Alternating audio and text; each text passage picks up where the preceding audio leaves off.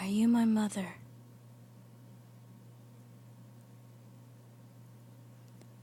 Are you my mother? I was waiting at the pedestrian crossing when a man next to me suddenly spoke to me. I was only a 20-year-old college student at the time, and I'd had no memory of ever having a child in my life. Moreover, the man looked well over 30. Taken aback, I replied, "No, I'm not someone you're looking for." He looked really surprised when I said it. It was as if he didn't understand why I would tell him such an obvious lie. His reaction surprised me. As soon as the traffic light turned green, I quickly walked away. I might sound rude, but he looked like someone mentally disabled, with his large staring eyes and creased shirt and a small yellow bag that slung across his chest. That was my first encounter with him, and I would see him many more times over the next few years.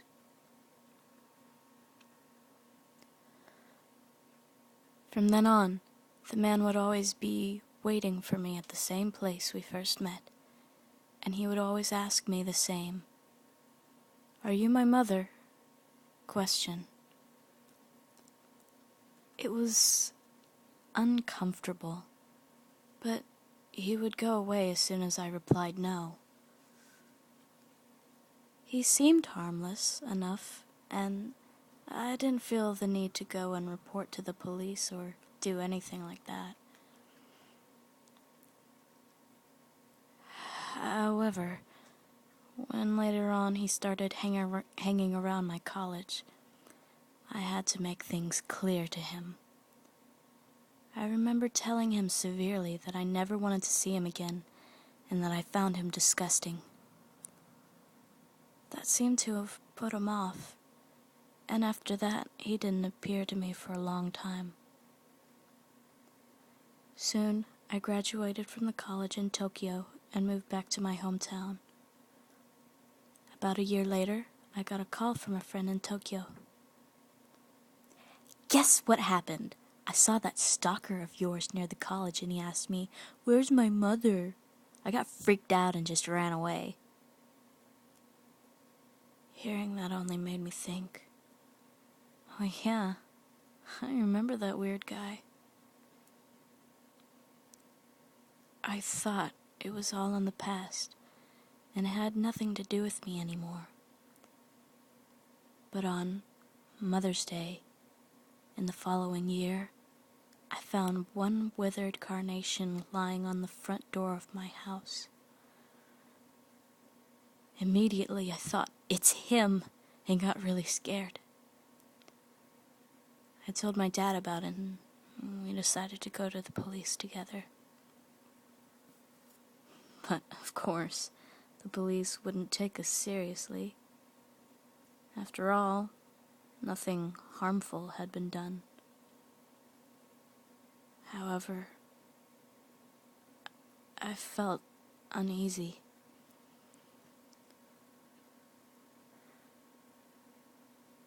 Then, another few months had passed, and one night it was snowing heavily. I was walking along a road when a car slipped, and I got caught up in a pileup.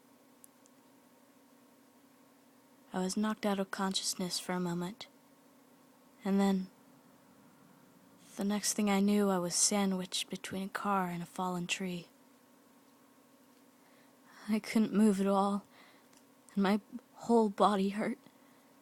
But in the confusion that followed, no one was able to hear my cries for help. A fire started close by, and I thought this was the end of me, when I heard the familiar voice calling, "Mother! Mother!" It was that guy. Before I knew it, I was crying out, I'm here.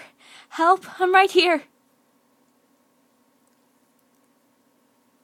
He seemed to have been involved in the accident too, since he was bloody all over.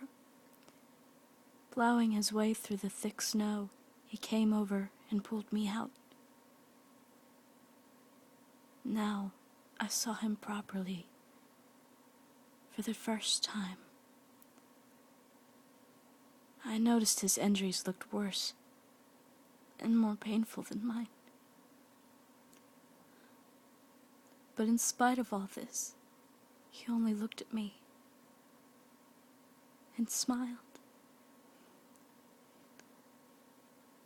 "Are you my mother?" he asked me again. An unnameable emotion welled up inside me, and I only managed to utter, "Yes. Yes." I started crying my eyes out, but when I wiped my tears and looked up again, he was not there anymore. In just a brief moment, he disappeared.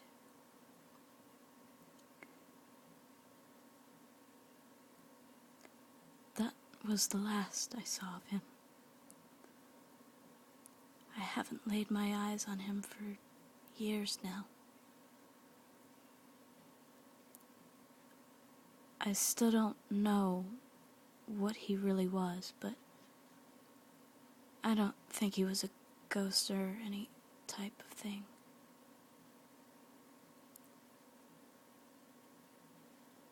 Whenever it snows, I find myself thinking about him, my son, whose name I will never know.